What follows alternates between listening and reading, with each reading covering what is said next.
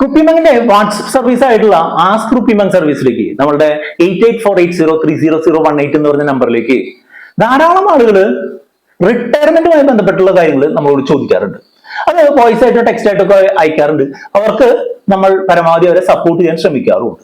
അത്തരത്തിൽ ലഭിച്ചിട്ടുള്ള വളരെ ഇൻട്രസ്റ്റിംഗ് ആയിട്ടുള്ള ഒരു സെറ്റ് ഓഫ് ചോദ്യങ്ങൾ, അത് റിട്ടയർമെന്റുമായി ബന്ധപ്പെട്ടിട്ടുള്ള ഇൻട്രസ്റ്റിംഗ് ആയിട്ടുള്ള 5 ചോദ്യങ്ങളാണ് ഈ വീഡിയോയിലൂടെ ഞാൻ അഡ്രസ് ചെയ്യാനായിട്ട് പോകുന്നത്. ഒന്നാമത്തെ കാര്യം എന്താണെന്ന് വെച്ചാൽ, എപ്പോഴാണ് റിട്ടയർമെന്റ് പ്ലാനിങ് തുടങ്ങേണ്ടത് എന്നാണ്. ഞാൻ അത്തരം ചോദ്യങ്ങൾക്ക് കൊടുക്കുന്ന ഉത്തരം എന്താണെന്ന് വെച്ചാൽ, നിങ്ങൾക്ക് ജോലി കിട്ടുന്ന തന്നെ റിട്ടയർമെന്റ് പ്ലാനിങ് തുടങ്ങണമെന്നാണ്. ഇനിയിപ്പോ ജോലി കിട്ടുന്ന ഒന്നും തുടങ്ങിയിട്ടില്ല എന്നുണ്ടെങ്കിൽ, ഇതുവരെയും നിങ്ങൾ തുടങ്ങിയിട്ടില്ല എന്നുണ്ടെങ്കിൽ, ഇന്നാണ് റിട്ടയർമെന്റ് പ്ലാനിങ് തുടങ്ങാനായിട്ടുള്ള ഏറ്റവും നല്ല ദിവസം. അത് പറയാൻ കാരണം എന്താ, നമ്മൾ നിക്ഷേപിക്കുന്ന പണം ഒരു ഭാവിയിലെ കാര്യത്തിനായിട്ട് വളരണം എന്നുണ്ടെങ്കിൽ 3 കാര്യങ്ങൾ അത് ബന്ധപ്പെടുത്തിയിട്ടുണ്ട്. ഒന്നാമത്തെ കാര്യം എന്താണെന്ന് വെച്ചാൽ, നമ്മൾ എത്ര പണം അതിലേക്ക് നിക്ഷേപിക്കുന്നു എന്നതാണ്. രണ്ടാമത്തെ കാര്യം എന്താണെന്ന് വെച്ചാൽ, നമ്മൾ ആ നിക്ഷേപിക്കുന്ന പണത്തിൽ നിന്ന് എത്ര വരുമാനം ഉണ്ടാവുന്നു എന്നുള്ളതാണ്. മൂന്നാമത്തെ ഏറ്റവും പ്രധാനപ്പെട്ട കാര്യം, എത്ര കാലം ആ നിക്ഷേപം മുന്നോട്ട് പോകുന്നു എന്നുള്ളതാണ്. അപ്പൊ ഈ എത്ര കാലം എന്നുള്ളത് ഉയർത്തിക്കൊണ്ടുവന്നു കഴിഞ്ഞാൽ, കൂടുതൽ കാലം നമ്മൾ നിക്ഷേപിച്ചു കഴിഞ്ഞാൽ കൂടുതൽ നേട്ടം ഉണ്ടാവും എന്നുള്ളത് നിങ്ങൾക്ക് അറിയാലോ. അപ്പോ ജോലി കിട്ടുന്ന അന്ന് നമ്മൾ റിട്ടയർമെന്റ് പ്ലാനിങ് തുടങ്ങിയിട്ടില്ല, റിട്ടയർമെന്റിന് വേണ്ടി ഇൻവെസ്റ്റ് ചെയ്യാൻ തുടങ്ങിയിട്ടില്ല എന്നുണ്ടെങ്കിൽ, ഇൻവെസ്റ്റ് ചെയ്യേണ്ട ദിവസം ഇന്നാണ്. ഇതുവരെയും തുടങ്ങാത്തവര് ഇന്ന് തന്നെ നിക്ഷേപിക്കുക എന്നുള്ളതാണ് ഞാൻ പറഞ്ഞു കൊടുക്കാറുള്ളത്. അത് ശരിയല്ലേ? അതിനെപ്പറ്റി എന്തെങ്കിലും എതിരെ അഭിപ്രായം ഉണ്ടോ? ഉണ്ടെങ്കിൽ ഒന്ന് കമന്റ് ചെയ്യൂ. ഇല്ലാന്നുണ്ടെങ്കിൽ വീഡിയോ ഒന്ന് ലൈക്ക് ചെയ്തുകൊണ്ട് നമുക്ക് ബാക്കി ചോദ്യങ്ങളിലേക്ക് പോകാം. രണ്ടാമത്തെ പ്രധാനപ്പെട്ട ചോദ്യം, എത്ര രൂപയാണ് റിട്ടയർമെന്റിനായിട്ട് വേണ്ടി വരിക എന്നുള്ളതാണ്. അതിന് അങ്ങനെ ഒരു നിശ്ചിത ഫോർമുലയൊന്നും ഇല്ല, അതിനങ്ങനെ ഒരു കൃത്യമായിട്ട് ഉത്തരമില്ല എന്നുള്ളതാണ് എന്റെ അഭിപ്രായം. പക്ഷേ എപ്പോഴും ഒരു ടാർഗറ്റ് വെച്ച് പോകുന്നത് എന്തുകൊണ്ടും നന്നായിരിക്കും. അതായത് ഇപ്പൊ ഒരു കോടി രൂപ എന്ന് വിചാരിച്ച് അങ്ങ് പോകുന്നതിനേക്കാൾ നല്ലത് 1 കോടിക്കും 1.5 കോടിക്കും ഇടയ്ക്കുള്ള ഒരു തുക, അല്ലെങ്കിൽ 2നും 2.5ക്കും ഇടയ്ക്കുള്ള ഒരു തുക എന്നുള്ള രീതിയിൽ ഒരു റേഞ്ച് വെച്ച് മുന്നോട്ട് കൊണ്ടുപോകുന്നത് നന്നായിരിക്കും. എപ്പോഴും ഒരു ടാർഗറ്റ് ഉണ്ടാവുന്നത് നന്നായിരിക്കും. എന്തെങ്കിലും ഞാൻ സെയിൽ ചെയ്യുന്നുണ്ട്, ഇൻവെസ്റ്റ് ചെയ്യുന്നുണ്ട്, എവിടെയെങ്കിലും എത്തട്ടെ എന്ന് വിചാരിക്കല്ല. നമ്മൾ ഒരു നിശ്ചിത തുക നിശ്ചിത സമയത്തേക്ക് ഉണ്ടാവണം എന്നുള്ള രീതിയിൽ തന്നെ പോകണം.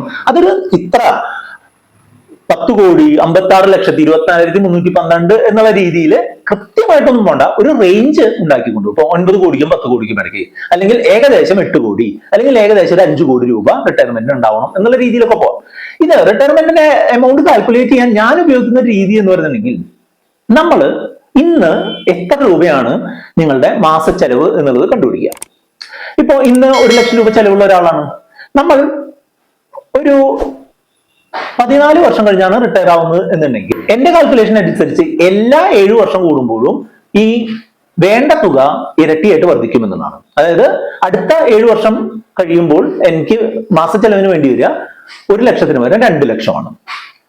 ഈ 1 ലക്ഷത്തിന് പകരം 2 ലക്ഷം എന്നുള്ളത് വീണ്ടും അടുത്തൊരു 7 വർഷം കഴിയുമ്പോൾ ഡബിൾ ആവും അല്ലെ. അപ്പൊ 4 ലക്ഷം രൂപ. അതായത് 14 വർഷം കഴിഞ്ഞ് ഞാൻ റിട്ടയർ ആവുമ്പോൾ എനിക്ക് വേണ്ടി വരുന്ന ഏകദേശ മന്ത്ലി എക്സ്പെൻസ് 4 ലക്ഷം രൂപയാണ് എന്നുണ്ടെങ്കിൽ, അതിന്റെ ഒരു 300 ഇരട്ടി, മനസ്സിലായോ? അതിന്റെ ഒരു 300 ഇരട്ടിയൊക്കെയാണ് എനിക്ക് വേണ്ടി വരിക. ആ ഒരു രീതിയിലാണ് ഞാൻ അതിനെ സമീപിക്കാറ്. പിന്നെ എങ്ങനെ ഇത്രയും വലിയൊരു എമൗണ്ട് നമ്മൾക്ക് വേണ്ടി വരുമെന്ന് കരുതിക്കൊണ്ട് നമ്മൾ പേടിക്കേണ്ട കാര്യമൊന്നുമില്ല. 14 വർഷം നമ്മൾ മുന്നിൽ നിൽക്കുകയാണ്. നമ്മൾ വളരെ സിസ്റ്റമാറ്റിക് ആയിട്ട്, വളരെ കെയർഫുൾ ആയിട്ട്, കൃത്യമായിട്ടുള്ള രീതിയിലുള്ള അസറ്റ് അലോക്കേഷൻ വഴി നിക്ഷേപിച്ചു കൊണ്ടുപോയാൽ ഈ വലിയ കോർപ്പസ് ഒന്നും ഉണ്ടാക്കാനായിട്ട് ബുദ്ധിമുട്ടില്ല എന്നുള്ളതാണ് കാലം തെളിയിച്ചിട്ടുള്ളത്. അങ്ങനെ നിങ്ങൾക്ക് ഒരു റിട്ടയർമെന്റ് ഗോളുകൾ അച്ചീവ് ചെയ്യുന്നതിനായിട്ട് എന്തെങ്കിലും സപ്പോർട്ട് വേണമെന്നുണ്ടെങ്കിൽ നമ്മുടെ വാട്സ്ആപ്പ് നമ്പർ ആയിട്ടുള്ള 8848030018 നിങ്ങൾക്ക് കോൺടാക്ട് ചെയ്യാം. മൂന്നാമത്തെ ഒരു ചോദ്യം ഉള്ളത് എന്താണെന്ന് വെച്ചാൽ, എങ്ങനെയാണ് ആ റിട്ടയർമെന്റ് ഗോളിലേക്ക് എത്തുക? ഞാൻ ഈ രണ്ടാമത്തെ ചോദ്യത്തിന്റെ അവസാന ഭാഗത്ത് ഞാൻ ഏകദേശം പറഞ്ഞു. അതായത് നമ്മളുടെ ഇൻകം കൃത്യമായിട്ട് നിലനിർത്തിക്കൊണ്ട് പോവുകയും ആ ഇൻകം ഓരോ വർഷവും കൃത്യമായിട്ട് വർദ്ധിപ്പിക്കുകയും ചെയ്യുക. അതായത് നമ്മൾ ഇപ്പൊ ഒരു ജോലിക്കാരനാണെന്നുണ്ടെങ്കിൽ നമുക്ക് ആ ജോലിയിൽ നിന്ന് കിട്ടുന്ന ശമ്പളം ഓരോ വർഷവും കൃത്യമായിട്ട് വർദ്ധിപ്പിക്കാനുള്ള സ്കില്ലുകളും കഴിവുകളും ഒക്കെ അച്ചീവ് ചെയ്ത് കൊണ്ടുപോവുക. അങ്ങനെ നമുക്ക് ഓരോ വർഷം വർദ്ധിച്ചു കഴിഞ്ഞു കഴിഞ്ഞാൽ നമ്മളുടെ സേവിങ്സ് കൂട്ടുന്നതിനായിട്ട് നമ്മളുടെ എക്സ്പെൻസ് കൺട്രോൾ ചെയ്തുകൊണ്ട് നമ്മളുടെ സേവിങ്സ് ഉയർത്തിക്കൊണ്ട് മുന്നോട്ട് പോകും. അങ്ങനെ സേവിങ്സ് ഉയർത്തിക്കൊണ്ട് മുന്നോട്ട് പോയിട്ട് കിട്ടുന്ന എമൗണ്ട് കൃത്യമായിട്ട് ശരിയായിട്ടുള്ള ഇൻസ്ട്രുമെന്റുകളിൽ ഇൻവെസ്റ്റ് ചെയ്യുക. അതിപ്പോ ഇക്വിറ്റി ബേസ്ഡ് ആയിട്ടുള്ള ഇൻവെസ്റ്റ്മെന്റുകളാവാം, അതുപോലെ ഗോൾഡ് ആവാം, റിയൽ എസ്റ്റേറ്റ് ആവാം, അല്ലെങ്കിൽ മറ്റുള്ള ഫിക്സഡ് ഇൻകം ഇൻസ്ട്രുമെന്റ്സ് ആവാം. അതിന് ഒരു കൃത്യമായിട്ടുള്ള പ്ലാനും പദ്ധതിയും ഉണ്ടാക്കിക്കൊണ്ട് ഇൻവെസ്റ്റ് ചെയ്ത് കൊണ്ടുപോയാൽ നമ്മൾ പറയുന്ന സമയത്ത് പറയുന്ന എമൗണ്ട് ഉണ്ടാവാനുള്ള സാധ്യതയുണ്ട്. നമ്മൾ അതിനൊരു സിസ്റ്റം ഉണ്ടാക്കുക, ആ സിസ്റ്റം കൃത്യമായിട്ട് ഫോളോ ചെയ്യുക. ആ ഫോളോ ചെയ്യുന്നത് കൃത്യമായിട്ട് വർദ്ധിപ്പിച്ച് കൊണ്ടുപോയി കഴിഞ്ഞാൽ നമുക്ക് തീർച്ചയായിട്ടും നമ്മുടെ ഗോൾ അച്ചീവ് ചെയ്യാൻ പറ്റുമെന്നുള്ളതാണ് ഞാൻ പറഞ്ഞു കൊടുക്കാറുള്ളത്. അത് അച്ചീവ് ചെയ്യുന്നതിനായിട്ടുള്ള ഡയറക്ഷൻസ് വളരെ പേഴ്സണലൈസ്ഡ് ആയിട്ട് നമ്മുടെ ആസ്ട്രോ പേയ്മെന്റ് സർവീസ് വഴി നമ്മൾ കൊടുക്കാറുണ്ട്. നാലാമത്തെ ചോദ്യം എന്താണെന്ന് വെച്ചാൽ ഏതൊക്കെ പ്ലാനുകളും പദ്ധതികളുമാണ് ഈ റിട്ടയർമെന്റ് നല്ലത് എന്നുള്ളതാണ്. അങ്ങനെ ഒരൊറ്റ പ്ലാനും പദ്ധതിയും വെച്ച് റിട്ടയർമെന്റ് പ്ലാൻ ചെയ്യരുത് എന്നുള്ളതാണ് ഞാൻ പറഞ്ഞു കൊടുക്കാറുള്ളത്. റിട്ടയർമെന്റ് ഒരു ലോങ് ടേം ഗോൾ ആണ് എന്നുണ്ടെങ്കിൽ, ഒരു 5 വർഷമോ അല്ലെങ്കിൽ കൂടുതലോ കാലയളവിൽ ഉള്ള ഒരു പ്ലാൻ ആണെന്നുണ്ടെങ്കിൽ നിങ്ങൾക്ക് യോജിക്കുക എന്താന്ന് വെച്ചാൽ നിങ്ങൾക്ക് സ്റ്റോക്കുകൾ, മ്യൂച്വൽ ഫണ്ടുകളൊക്കെ നിങ്ങൾക്ക് യോജിക്കും. ഇടത്തരം കാലത്തേക്കുള്ള ഒരു ഇതൊക്കെയാണെന്നുണ്ടെങ്കിൽ കുറച്ച് സ്റ്റോക്കുകളും കുറച്ച് ബോണ്ടുകൾ, കടപ്പത്രങ്ങൾ പോലുള്ള കാര്യങ്ങൾ നിങ്ങൾക്ക് യോജിക്കും. അതിന്റെ ഒപ്പം തന്നെ നിങ്ങൾക്ക് ഫിക്സഡ് ആയിട്ടുള്ള ഒരു ഇൻകം കിട്ടുന്നതിനായിട്ട് ഫിക്സഡ് മെച്യൂരിറ്റി പ്ലാനുകൾ പോലുള്ള ഇൻഷുറൻസുകൾ പലർക്കും യോജിക്കും. അതുപോലെ റെന്റൽ റിയൽ എസ്റ്റേറ്റ് കിട്ടുന്നതിനായിട്ട് റിയൽ എസ്റ്റേറ്റ് പ്രോപ്പർട്ടികൾ ഉണ്ടാകുന്നത് യോജിക്കും.